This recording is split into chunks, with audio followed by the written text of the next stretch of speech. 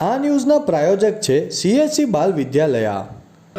લાહોરી ઝીરા, હર કોઈ પીરા Lahori Jhira. Valsad city police મથકે પીઆઈની અધ્યક્ષતામાં ભંગારના ગોડાઉન સંચાલકો સાથે મીટિંગ યોજી ફાયર એનઓસી અને જરૂરી પરમિશન મેળવવા અંગે જાણકારી આપી. તારીખ 29 મે બુધવારના રોજ 6 કલાકની મળતી માહિતી મુજબ રાજકોટ ટીઆરપી ગેમ ઝોનમાં લાગેલી આગની ઘટનામાં ગેમ ઝોન સંચાલક સહિત 28 લોકોના મોત થયા હતા.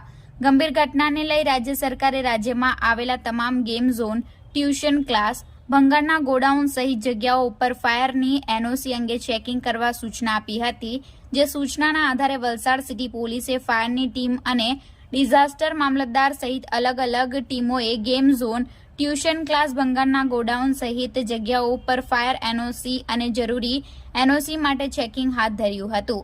વલસાડ સિટી પોલીસે ભંગારના ગોડાઉન સંચાલકો સાથે એક બેઠકનું આયોજન કર્યું હતું, જેમાં વલસાડ શહેરના ભંગારના ગોડાઉન સંચાલકોને ફાયર એનઓસી અને જરૂરી આધાર પુરાવાઓ મેળવી લેવા અંગે ભંગાર ગોડાઉન સંચાલકોને જરૂરી માહિતી આપી હતી.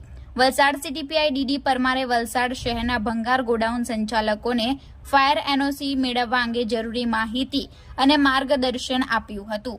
સાથે ફાયર એનઓસી વગર ભંગારના ગોડાઉન બંધ રાખવા સૂચના આપી હતી. ભંગારના ગોડાઉન સંચાલકોને ફાયર એનઓસી સાથે ભંગારના ગોડાઉનમાં કામ કરતા કામદારોને ફાયર એક્ઝિટ સિલિન્ડરનો યોગ્ય ઉપયોગ કરવા અંગે જરૂરી ટ્રેનિંગ આપવા અંગે સૂચના આપી હતી.